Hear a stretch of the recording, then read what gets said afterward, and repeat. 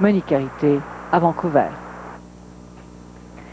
Le ministère des Affaires étrangères à Ottawa confirme que Lisette Barcelo, emprisonnée au Pérou depuis la semaine dernière, devra comparaître à nouveau devant un tribunal péruvien demain. Madame Barcelo, une enseignante de Vancouver, a été acquittée des accusations de terrorisme qui pesaient contre elle, mais elle est toujours détenue par les autorités péruviennes jusqu'à ce que les formalités pour sa libération soient complétées. La famille de Lisette Barcelo espérait qu'elle puisse être de retour à Vancouver demain. Et toujours sur la scène internationale, le Japon traîne derrière les États-Unis sur le plan de la compétitivité mondiale. Les États-Unis ont profité des problèmes politiques et économiques qui ont marré le Japon l'an dernier pour lui reprendre le trophée. Le rapport annuel sur la compétitivité mondiale paraîtra demain. Le Canada se classe au 16e rang. Et le Canada participe présentement aux discussions sur les moyens de contrôler la croissance démographique dans le monde. On a discuté aujourd'hui, entre autres, des problèmes de la Chine. À la conférence des Nations unies sur la population, la Chine prédit une catastrophe si sa population continue de s'accroître au rythme actuel. La Chine représente 1/5 de la population mondiale et pratique un contrôle des naissances des plus stricts, encourageant les familles à n'avoir qu'un enfant. Tandis que des centaines de Cubains continuent de risquer leur vie sur des radeaux, l'Organisation démocrate chrétienne d'Amérique fait une mise en garde contre un risque de guerre civile si Fidel Castro refuse le changement politique. Dans un communiqué, l'ODCA demande l'assistance de la communauté internationale au nom du respect des droits de la personne. Malgré l'arrivée de la pape mobile à Sarajevo, Jean-Paul II annule son voyage en raison du manque de garanties sur la sécurité de la population. Pendant ce temps, l'ONU indique qu'11 obus sont tirés à partir de positions serbes dans la zone d'exclusion d'armes lourdes autour de Sarajevo. À 6 jours des élections au Québec, un récent sondage place le Parti québécois en tête avec 40% des intentions de vote, 38% pour les libéraux et 9% pour l'Action démocratique. 12% de l'électorat demeure indécis et près de 5% des électeurs ont déjà voté par anticipation et ce taux est le plus haut des 10 dernières années. Au championnat du monde de natation, l'Américain Tom Dolan bat le record mondial du 400 mètres 4 nages en remportant la finale avec un temps de 4 minutes, 12 secondes et 30 centièmes. Vous aurez le détail de ces manchettes et d'autres nouvelles au téléjournal. La 5e Tour Cindy de Vancouver a attiré une foule record cette année. Plus de 163 000 spectateurs au total ont assisté au circuit qui s'est déroulé en fin de semaine à Vancouver. C'est le pilote Al Unser Jr. qui a remporté la course, malgré un malaise causé par un empoisonnement alimentaire. Il s'agit de sa 3e victoire à Vancouver. Robbie Gordon, qui dominait dans les premiers tours, a remporté la 2e place. Michael Andretti s'est quand même classé 3e malgré des problèmes de pneus. L'événement s'est avéré un tel succès que les organisateurs ont déjà vendu des billets pour l'an prochain.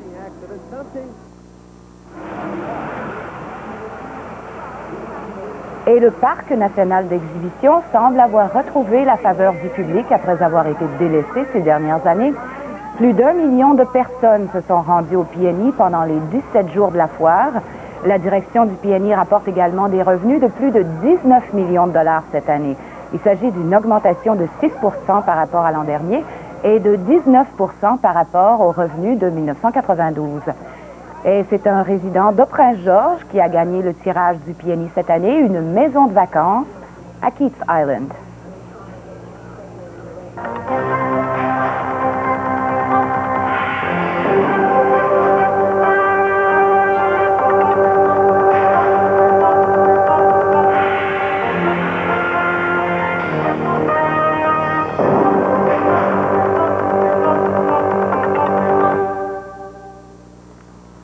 C'était la rentrée scolaire aussi ailleurs au pays. En Alberta, la rentrée était spéciale, puisque pour la première fois, les écoles françaises sont regroupées sous un conseil scolaire francophone.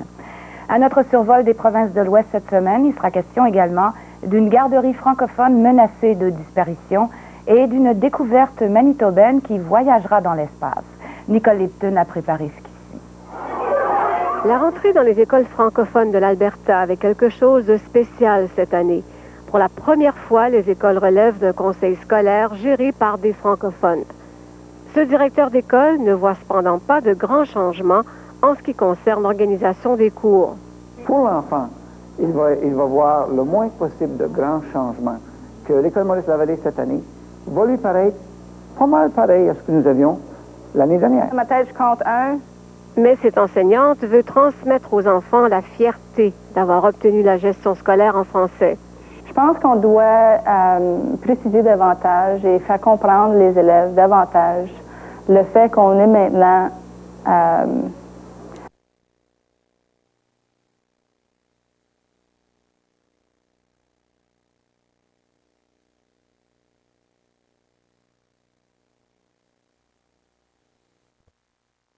$375 à $425 par mois.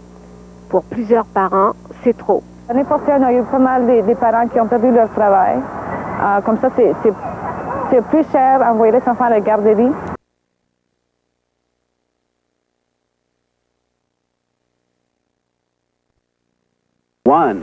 Lorsque la navette Discovery s'envolera dans l'espace ce mois-ci, elle aura à son bord le fruit de plusieurs années de recherche effectuées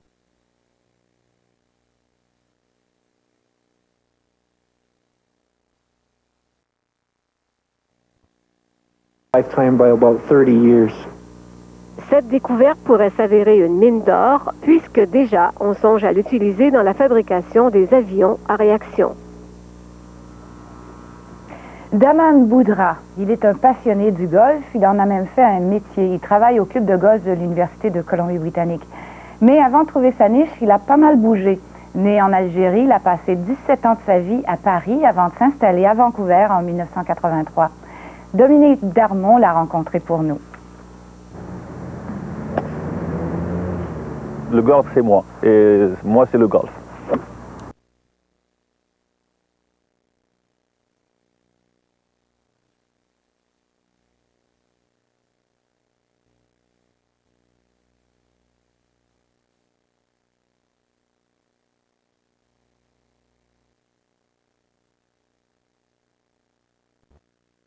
Soi-même. On joue toujours contre soi-même. Moi, je peux aller jouer, par exemple, à frapper un 71 ou un 72, juste comme ça pour le plaisir. J'espère que je peux quand même rester en bonne santé pour le faire tout le temps. C'est un sport où on peut jouer vraiment n'importe quel âge. Même, il y a des gens ici qui ont 70 ans, 80 ans, ils jouent toujours au golf. Et vous allez rester à Vancouver alors aussi? Who knows? Dieu seul le sait, comme on dit, je ne sais pas. Des choses peuvent changer, des choses peuvent arriver, on ne sait jamais.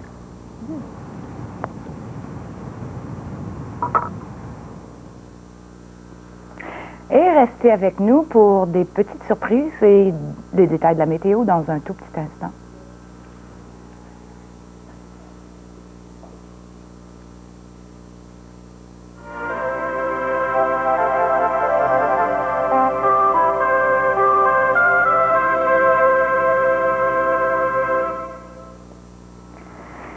J'espère que vous avez bien profité du beau temps des derniers jours parce qu'on prévoit de la pluie pour presque toutes les régions de la province demain, sauf pour la vallée de l'Okanagan.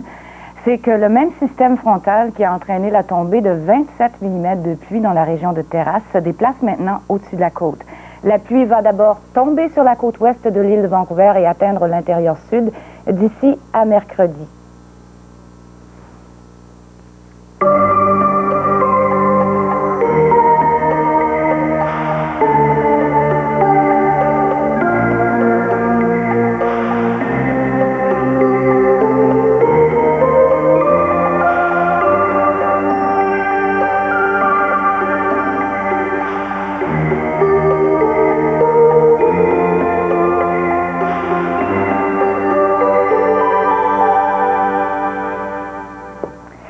Et c'est loin d'être tout pour ce soir parce que c'est soirée de lancement de notre programmation pour cette nouvelle saison.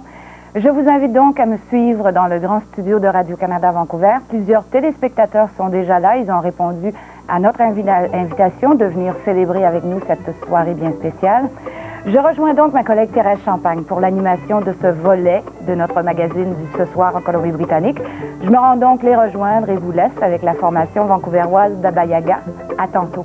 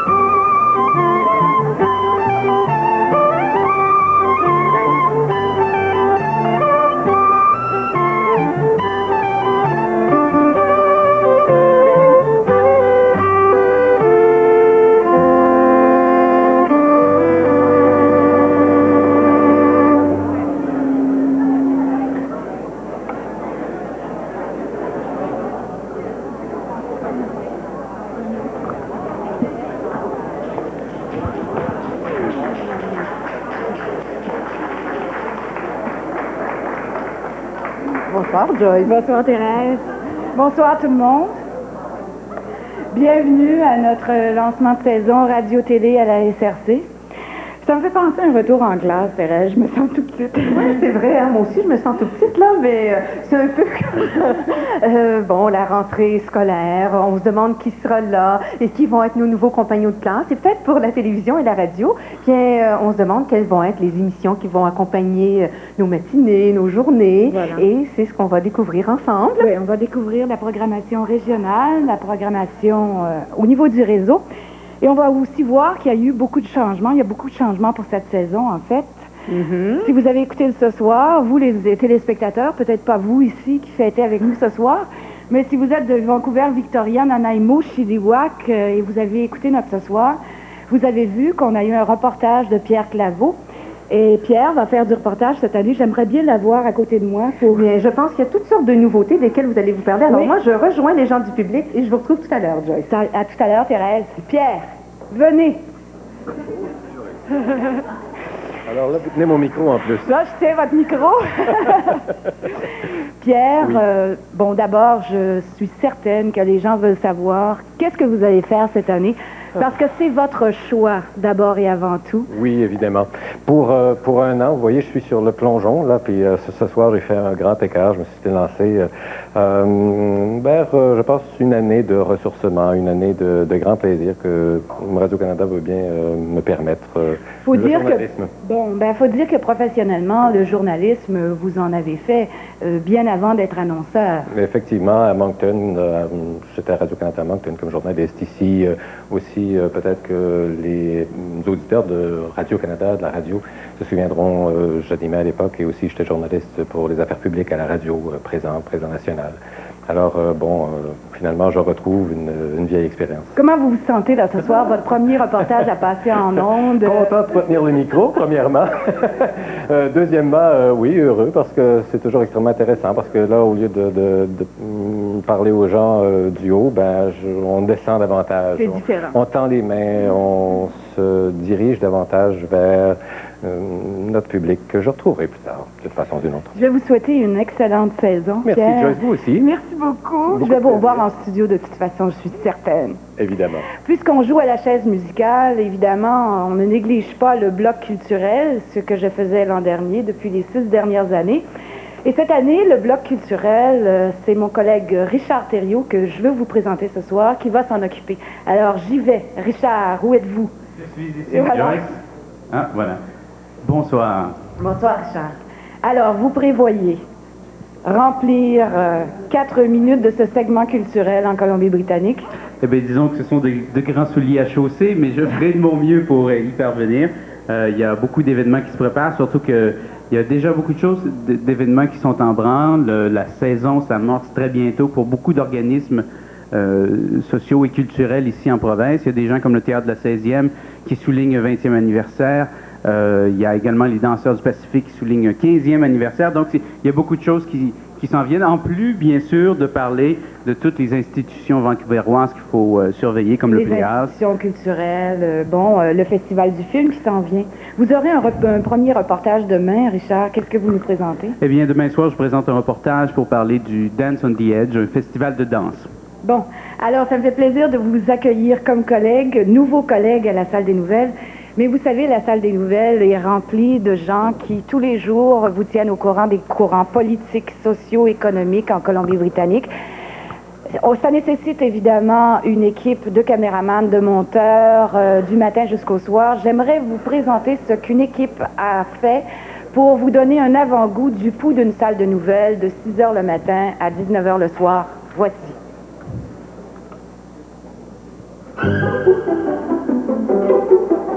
Qu'est-ce qu'on va passer dans la Colombie-Britannique? On ne sait pas du tout. OK, mais bon, OK, ce qui arrive... Il y a du visuel qui est été OK. Pierre a déjà fait un entrevue avec justement cette question-là. Je sais pas, là, des affaires sont là. OK. Bonjour Hélène, c'est Jean-Marc ici. Pourrais-tu... J'essaie d'avoir des informations comme ce soir. Pour moi, c'est important dans le reportage. En tout cas, j'y vais, là.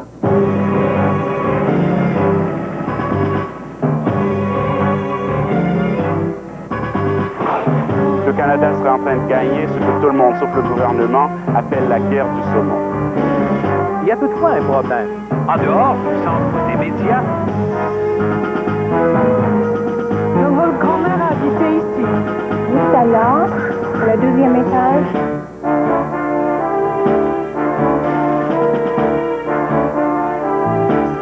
Merci beaucoup.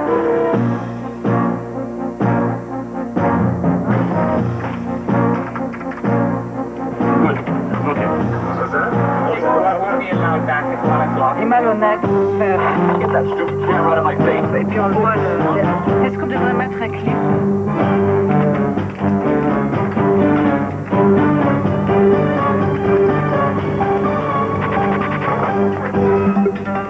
En manchette, ce soir, une clinique d'avortement de Vancouver publie une vidéo d'une altercation avec... okay, record again. 30 seconds.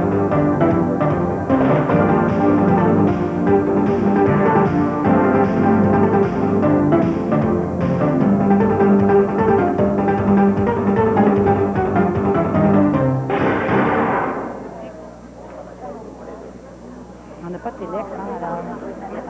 Je suis en compagnie de la directrice des services français à la radio et la télévision française à Radio-Canada en Colombie-Britannique, Pauline Saint-Saëns. Dites-nous, Pauline, que nous réserve la saison du point de vue de la programmation à la télévision? Alors, dans la programmation régionale, il y a tout à l'heure Joyce qui a fait l'annonce sans doute une des plus importantes. C'est le changement d'animation ce soir. Alors donc, on va désormais voir Joyce assise au pupitre où auparavant on voyait Pierre Claveau qui fera une année de reportage. Alors donc, ça dure toute une année et puis l'année prochaine, on verra probablement que tout va revenir comme c'était l'année dernière. Mais pendant cette année-là, donc, on peut s'imaginer que le style d'animation va changer parce que Joyce est totalement différente et elle a des idées extraordinaires pour cette animation-là. Et du fait que Joyce passe à l'animation, forcément, il faut trouver quelqu'un pour la remplacer en culture et société. Et c'est Richard Thériault, que les gens ont pu voir tout à l'heure à l'antenne, qui assumera cette fonction-là. Il est nouvellement arrivé, très prometteur. On a vu des auditions, alors je l'invite tous les téléspectateurs à être à l'écoute tous les soirs. Alors donc, pour ce soir, voilà, l'émission que vous connaissez bien et que tous les téléspectateurs aiment bien et regardent tous les dimanches assidûment à 17h30, Chante un Galapéro.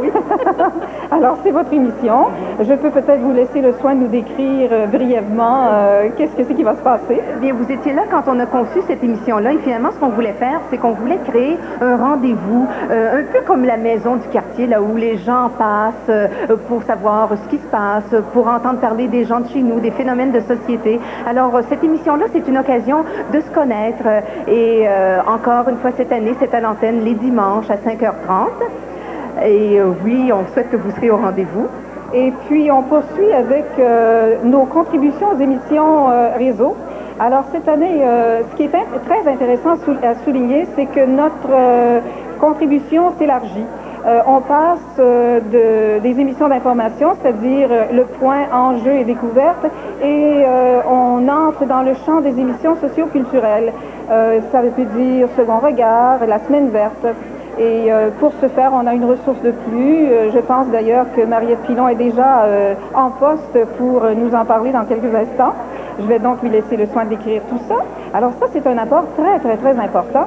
Et quelque chose qui me fait particulièrement plaisir, c'est que finalement, la série qu'on a produite il y a 2 ans, ici, La Côte du Pacifique, et chers téléspectateurs, Thérèse Champagne est l'animatrice aussi de cette série-là, finalement sera diffusée sur les ondes du réseau national. Alors ça, c'est en décembre que ça commence, et puis on va vous informer au fur et à mesure des dates. Eh bien, merci. Il y a des spéciales, puis il y a des tas d'affaires. Et justement, comme le mentionnait Pauline Saint-Saëns, il y a d'autres gens qui parlent de la réalité de la Colombie-Britannique au réseau national, et on s'en va voir Joyce pour nous en parler. L'ensemble du pays pourra également sonder le pouls économique, politique, social et culturel de la Colombie-Britannique à travers des reportages qui seront diffusés sur le réseau. Pour ça, il y aura 2 équipes. J'ai avec moi Mariette Pilon, qui est réalisatrice d'une des deux équipes. Alors, qu'est-ce qui va se passer au Juste Mariette cette année? Justement, deux équipes. La première équipe va s'occuper de l'information et en priorité le point, mais aussi à tout prix, en jeu. Et le journaliste Marc Levasseur continue toujours son affectation pour l'information. Mon affectation change. Je suis maintenant réalisatrice de la deuxième équipe qui s'occupe de toutes les émissions, excepté l'information. Alors, ça fait les émissions comme en priorité la Semaine verte, Second Regard, mais aussi les émissions jeunesse, de variété, même les sports. Donc, on aura droit à un éventail de reportages de Colombie-Britannique au réseau. Votre premier, Mariette, je pense que vous êtes en train de le fignoler, là. Vous commencez avec quoi cette année? Pas mal de choses, mais on a fait un documentaire d'1 heure, une émission spéciale d'1 heure sur le concours de musique du Canada. C'est un concours qui attire des candidats, des jeunes musiciens de partout au Canada. La finale nationale a eu lieu à Vancouver récemment. Alors, on a fait un documentaire d'1 heure et puis ça, on espère le voir à l'antenne en automne, cet automne. Mais aussi le Second Regard, on a 2 reportages en préparation, dont un sur le Feng Shui, ce fameux horoscope chinois de l'architecture ou des maisons de l'architecture, oui. Et un pour la Semaine verte, qui est sur Finslow, c'est un petit coin de Richmond du tournant du siècle. C'est un coin en vue de disparition, là, mais les gens vivent là comme ils vivaient de la pêche. Intéressant. Alors, c'est vraiment un véhicule pour le reste du réseau, pour découvrir ce qui se passe chez nous. Mariette Pilon, bonne saison. Merci infiniment d'être venue. Merci beaucoup. Baba Yaga maintenant.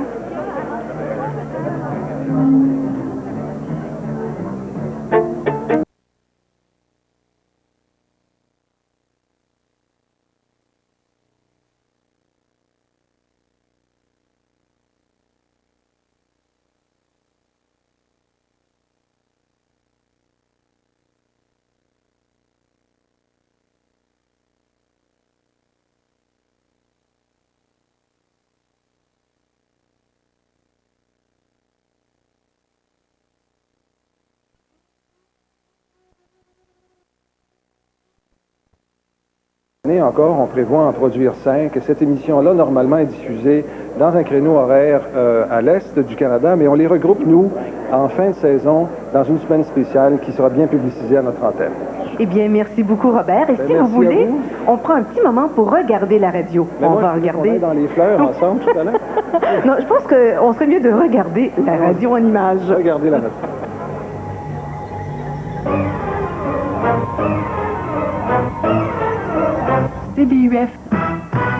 CBUF, bonjour. Nous sommes avec vous jusqu'à 9h ce matin. Toute l'équipe est là, nous sommes d'une bonne humeur. Je suis allée voir donc une pièce de théâtre au Arts Club, une pièce de théâtre qui est là depuis quelque temps. Frédéric, qu'est-ce que vous êtes allé courir hier? Christian Bernard pour les manchettes régionales. C'est maintenant 12h36 et c'est Micro-Midi, on est là jusqu'à 13h. Au revoir. Service des nouvelles.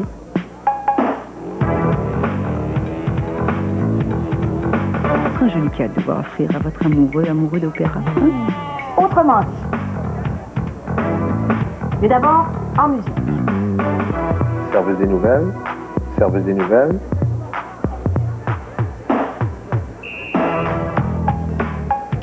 XY Jazz.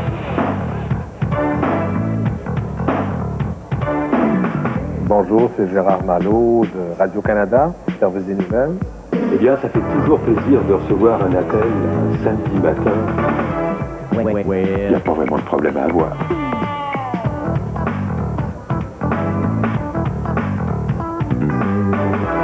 Bienvenue à ici, Vancouver.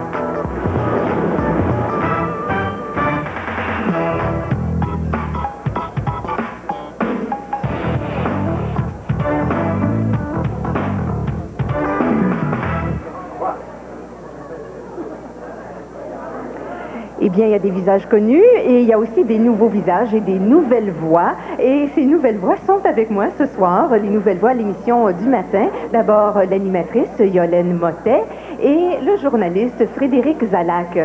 Bonjour, bonsoir Yolène. Je commence avec vous pour vous demander, peut-être qu'on peut se demander d'où vous venez. Qu'est-ce que ça représente pour vous là d'être aux commandes de cette émission du matin en Colombie-Britannique? Comme je l'avais dit à Philippe Bourbeau la première fois qu'il m'avait demandé mon impression, c'était vraiment pour moi comme un grand bateau. Hein? C'était un grand défi.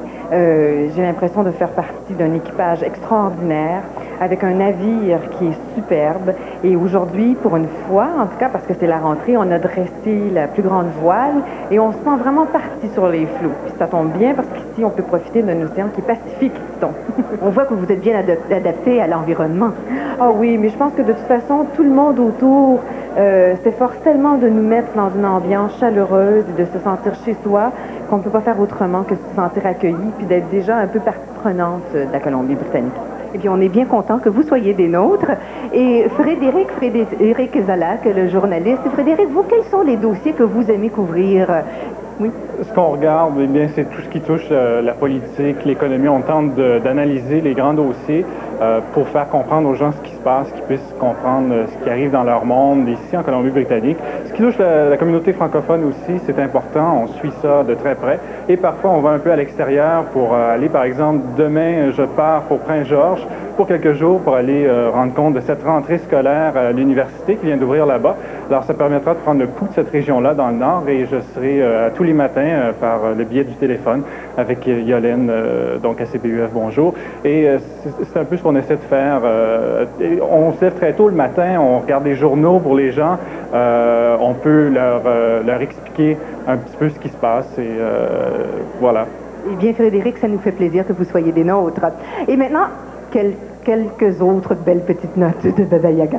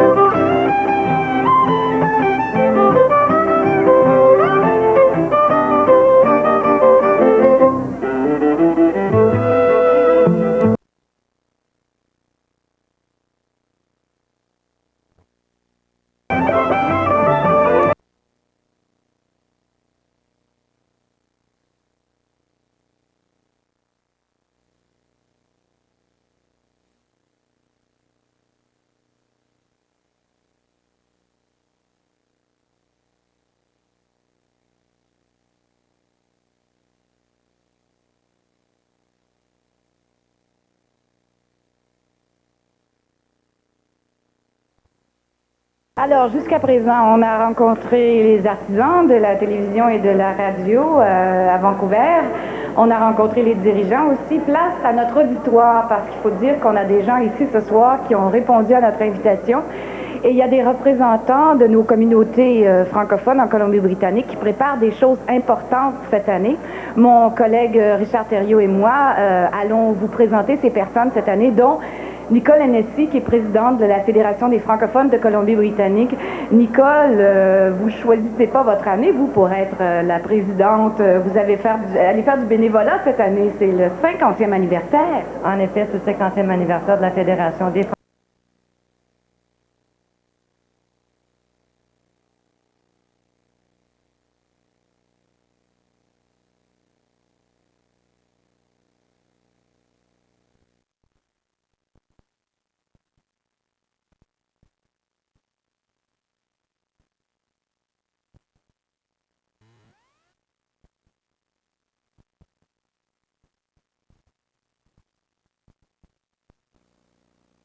De souffler sur les 50 chandelles de notre grand gâteau de fête. Il y a des dossiers importants que les francophones, notamment la Fédération, va suivre en Colombie-Britannique. Bien entendu, il y a des gros dossiers sur lesquels nous travaillons présentement. Sûrement la gestion scolaire en est un, avec qui nous travaillons avec l'Association des parents. Et aussi le repositionnement du patrimoine.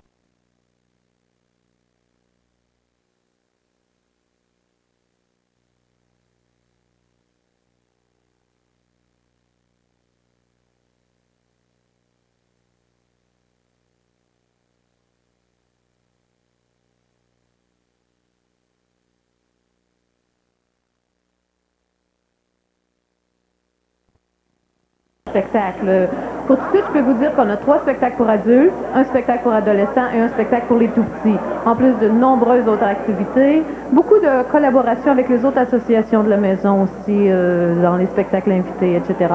Mais semble-t-il qu'il y a beaucoup de projets qui sont en suspens. Donc, Joyce, je serai à la conférence de presse le 15 septembre pour vous en faire part et vous faire part exactement de ce qui va se passer au Théâtre de la 16e. Et il y a le Centre culturel francophone de Vancouver qui, lui aussi, célèbre son 20e anniversaire cette année. J'aimerais vous présenter son directeur, Pierre Rivard. Pierre, il va se passer beaucoup de choses chez vous aussi cette année. Oui, c'est une année où on a consolidé beaucoup de choses. Alors, on a toujours beaucoup de cours, des cours de langue, français, anglais. Le samedi, c'est définitivement la journée des enfants au centre, avec des ateliers d'art le matin, des ateliers récréatifs l'après-midi. Les 6 à 9 se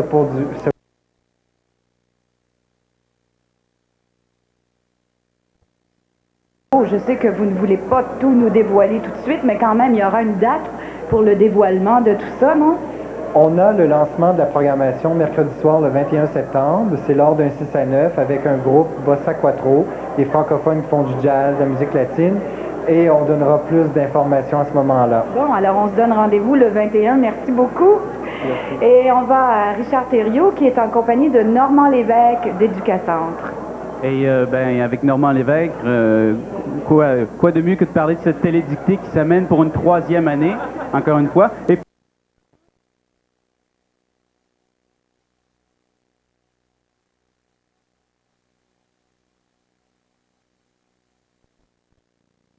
On est à sa dernière saison. Alors ça, c'est tous des retours attendus, mais il y a aussi des nouveautés. Suspect numéro 1, qui est une série britannique qui prend l'antenne d'ici une semaine. Donc, c'est une série de suspense. Donc, ça va être très, très intéressant.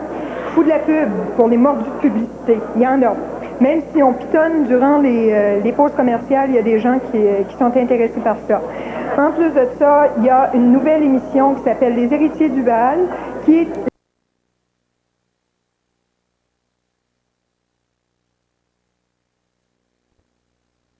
On n'a jamais trop d'amis, et sincèrement je dis, vous êtes chez vous.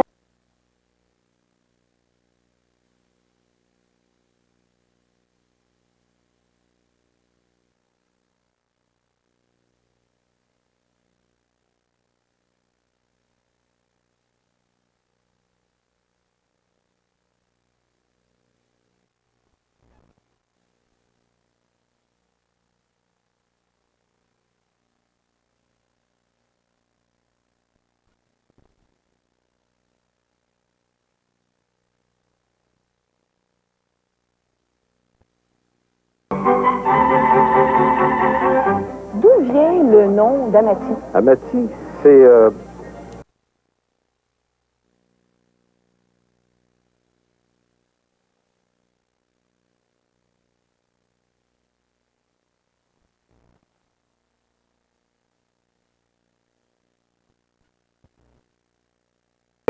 On va raser les murs, on va sauter les clôtures jusqu'au Japon.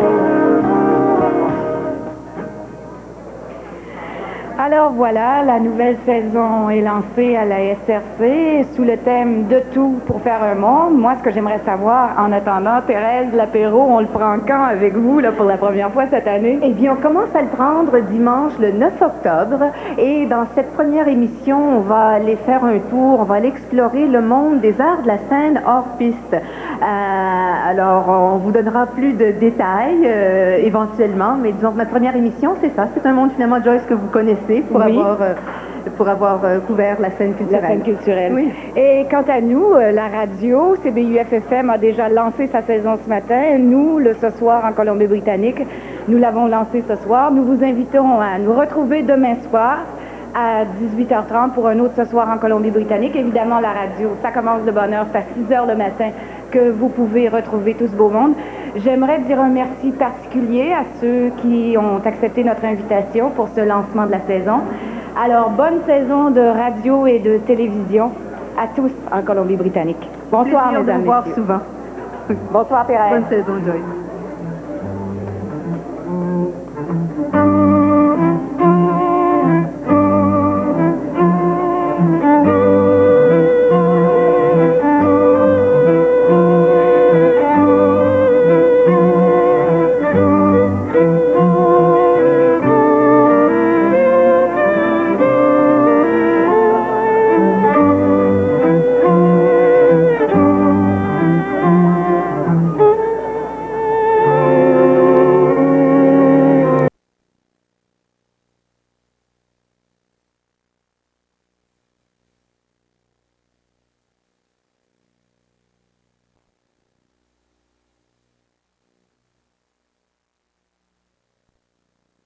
insubordination dans les rangs de l'IWA et ça risque de compromettre les négociations en cours avec les grandes forestières.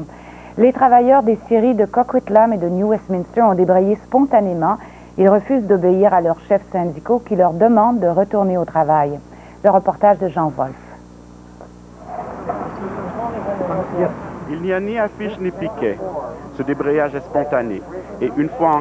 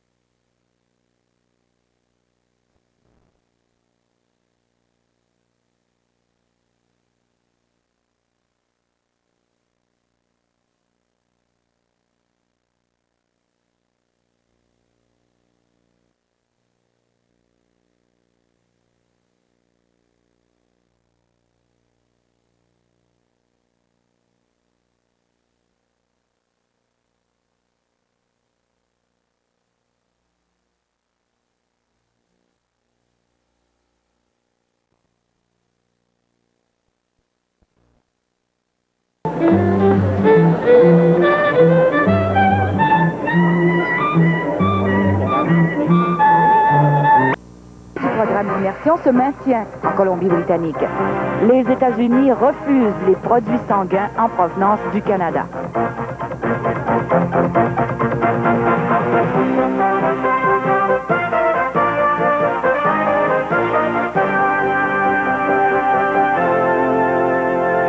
Ce soir, avec Joyce Janvier.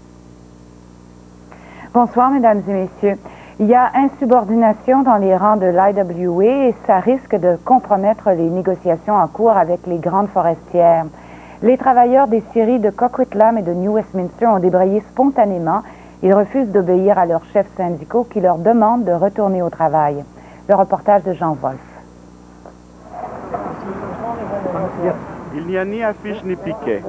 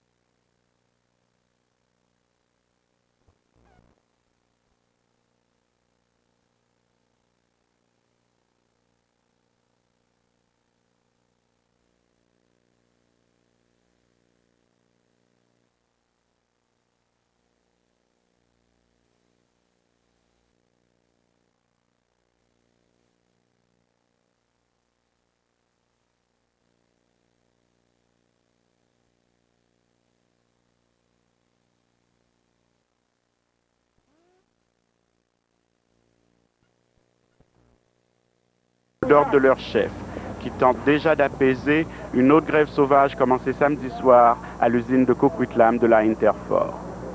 À la commission des relations de travail, les discussions se multiplient en vain dans les couloirs. Ces débrayages peuvent devenir un obstacle aux négociations et le président de l'IWA Canada aurait pu s'en passer.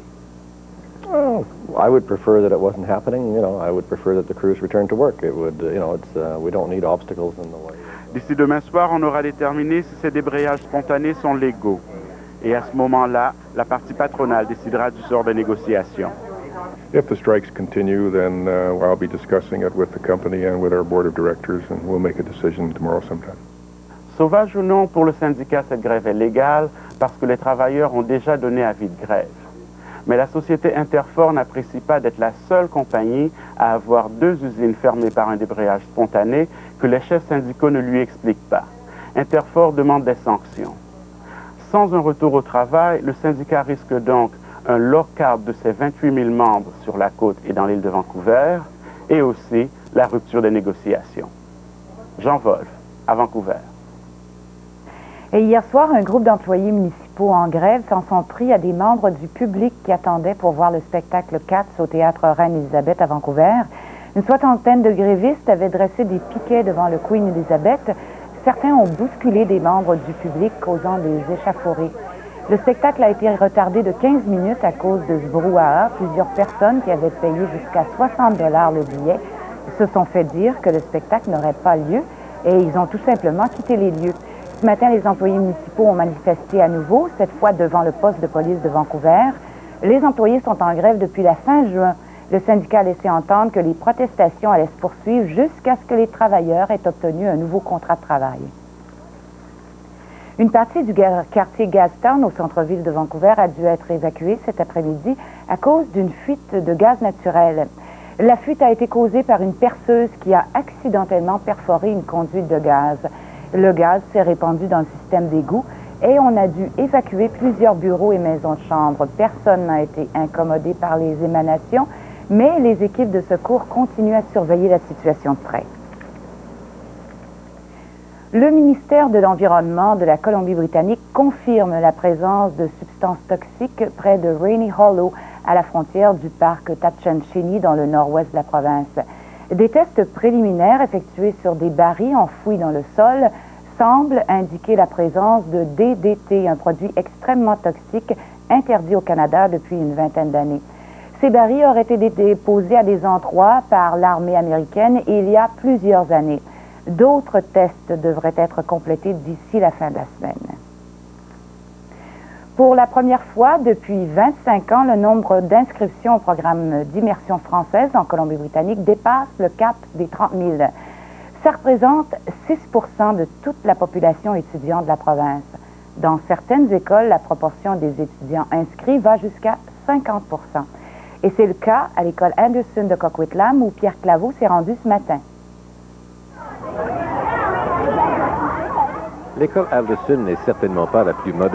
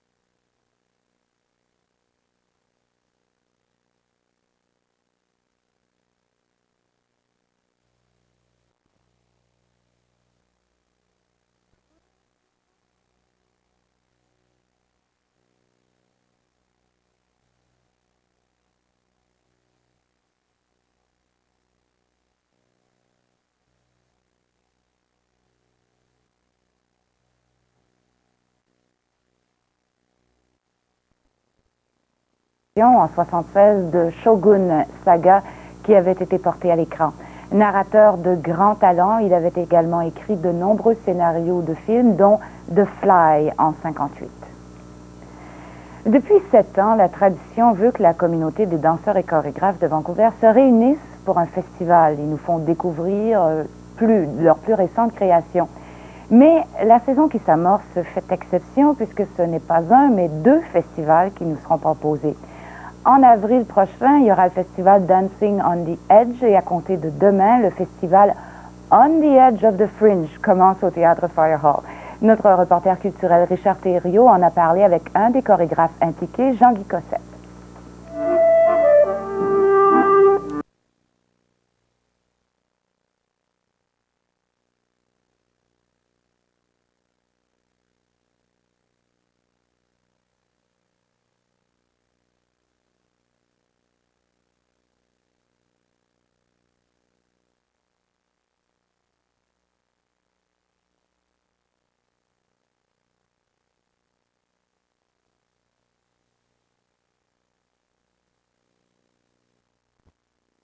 Crée un contexte, il crée un contexte paisible, surtout en contraste.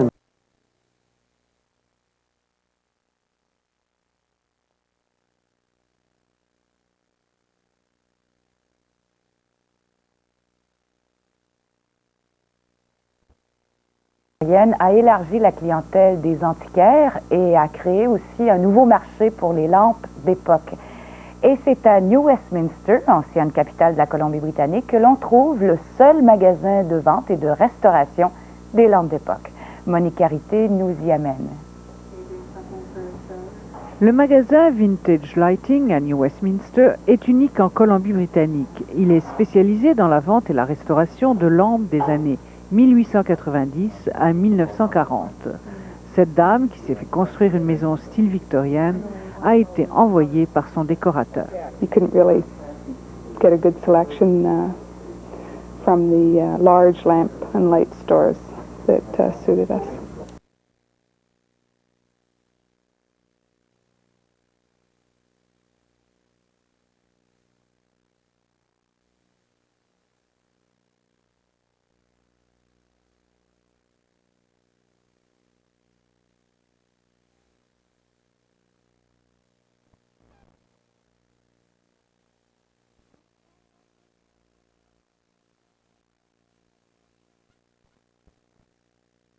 Verre vénitien.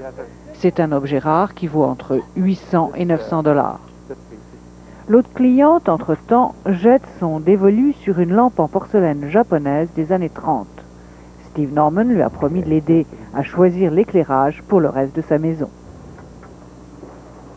Ancien professeur, il a acquis son expertise en éclairage ancien, d'abord en restaurant des maisons, puis en apprenant la vente et la restauration de lampes pendant 2 ans à Ottawa. De retour en Colombie-Britannique, il a ouvert son magasin il y a 3 ans. I worked in lighting for 7 days a week for 2 years, restoring lights and selling them and learning about them. And at the end of that time, I said, we're going to do this when we come back. Ces lampes, il les importe surtout de Pennsylvanie et il y en a pour tous les goûts. Certaines des horreurs d'une autre époque sont tellement kitsch qu'elles retrouvent leur place décorative et sont maintenant convoitées. I've come in for a bit of advice. Sure. Les gens viennent ici non seulement pour acheter, vendre ou faire restaurer des trésors, mais aussi pour profiter gratuitement des conseils experts de Steve Norman. Monique Carité à New Westminster. Restez avec nous, je vous donne les détails de la météo dans un tout petit instant.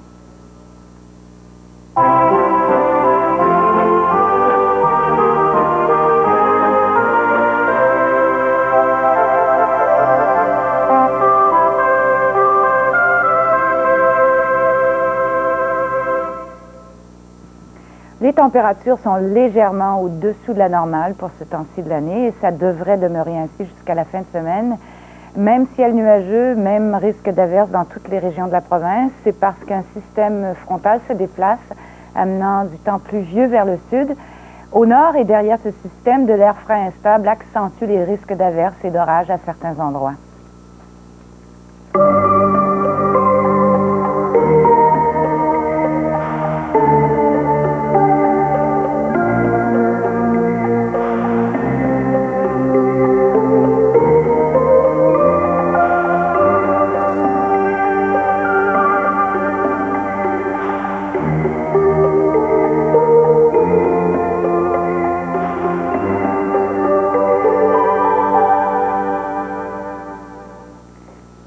Le Centre culturel français de l'Okanagan vous invite à son épluchette de Bléden. Ça va se passer le 10 septembre à Kelowna. Les billets sont en vente dès maintenant au coût de 7 $ pour les membres, 9 $ pour les non-membres.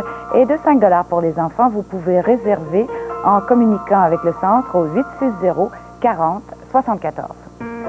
Le centre L'Érable Montessori, une garderie bilingue depuis 1984, a des places disponibles pour les enfants de 2 ans et demi à 5 ans. Le centre est situé près de la 16e avenue et de la rue Cambie. Vous pouvez composer le 874 10 32 ou encore le 430 5980. Le théâtre vous intéresse? Eh bien, le Théâtre La 16e vous offre l'occasion de découvrir la satisfaction de donner une vie à un personnage tout en explorant les différentes étapes nécessaires à la mise en scène. Les cours de théâtre aborderont l'improvisation, le jeu dramatique, l'étude de personnages et la mise en scène.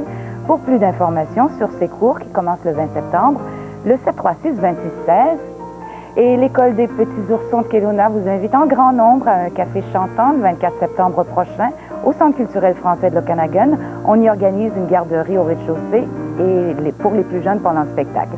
Il en coûte 5 $ par personne. Plus de détails auprès de Julie au 861-9333. Et pour terminer sur une note positive, sur la scène économique au pays, le marché des prêts hypothécaires connaît la plus forte activité des 4 dernières années. La confiance accrue des consommateurs canadiens a entraîné une hausse de la demande d'hypothèques. Autre signe de reprise économique, eh bien, le nombre de faillites a chuté au pays. Le ministère de l'Industrie rapporte 4 931 faillites en juillet, soit 606 de moins que le mois précédent. Dossier à suivre en Colombie-Britannique, il y a un risque de lock-out chez les travailleurs du bois, l'industrie la plus importante de la province. Sur ce, je vous souhaite de passer une excellente soirée. À demain, 18h30.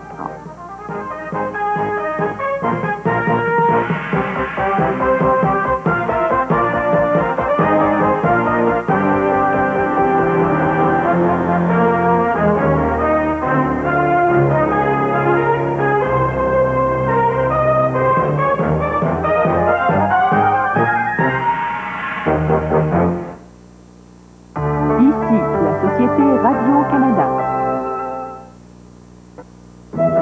Ce soir.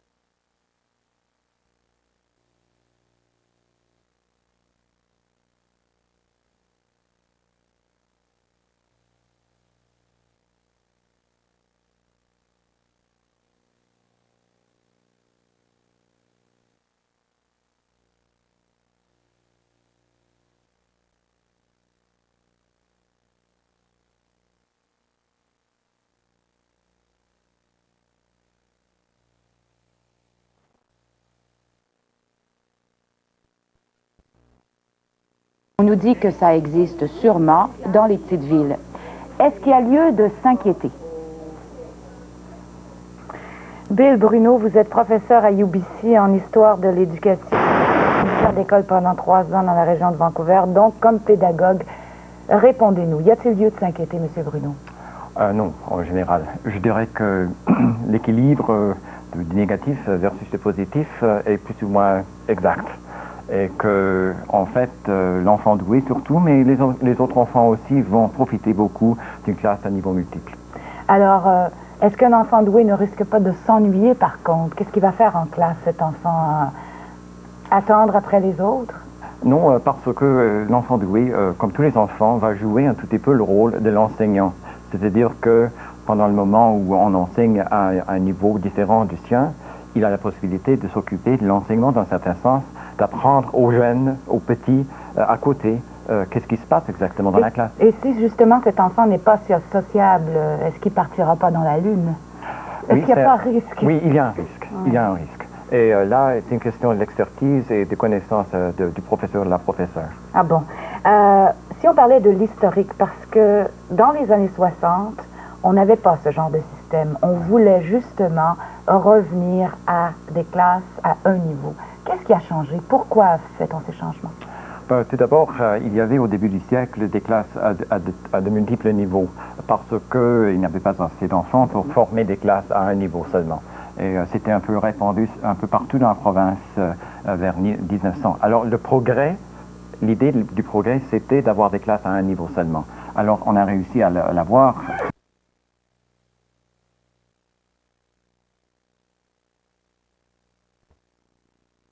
Alors, c'est un peu la réforme pédagogique de l'an 2000, si vous voulez. Bon, pour répondre aux inquiétudes des parents, finalement, si leurs enfants sont dans des classes de niveau multiple, surtout on l'a vu au programme cadre et dans les programmes d'immersion, est-ce que les méthodes d'enseignement ont été adaptées pour ces classes-là?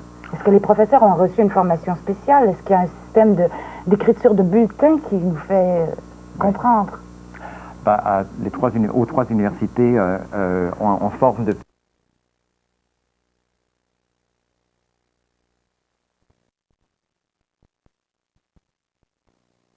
la présence de 23, 24 ou 25 enfants par classe, on va réussir à tout prix de les avoir. Par contre, les parents, certains parents me disent que lorsque leurs enfants sont placés dans des classes à niveau multiple, on demande aux parents d'être plus présents à l'école pour aider le professeur. Ça, c'est pas des économies? Non, parce que, en fait, les 23 enfants seront là, le professeur aura son traitement, son salaire, c'est normal. Mais ce qui est important, c'est de se rendre compte qu'un enseignement à niveau multiple exige beaucoup d'énergie, beaucoup de travail, beaucoup d'activités supplémentaires de la part de l'enseignant. Alors c'est pourquoi on demande aux parents d'aider. On demande aux parents. Essayez d'aider les parents, M. Bruno. Comment peuvent-ils dépister, si vous auriez une question à poser aux profs au sujet de votre enfant, pour dépister si votre enfant avance au niveau normal? Ce serait de poser la question, la comparaison mon enfant vis-à-vis des autres enfants, ça c'est sûr, mais aussi mon enfant vis-à-vis l'enfant imaginaire normal, selon les standards statistiques provinciaux. Donc, une question pour en savoir plus sur l'évolution de son enfant en niveau multiple. Bill Bruno, merci infiniment. Je vous en prie.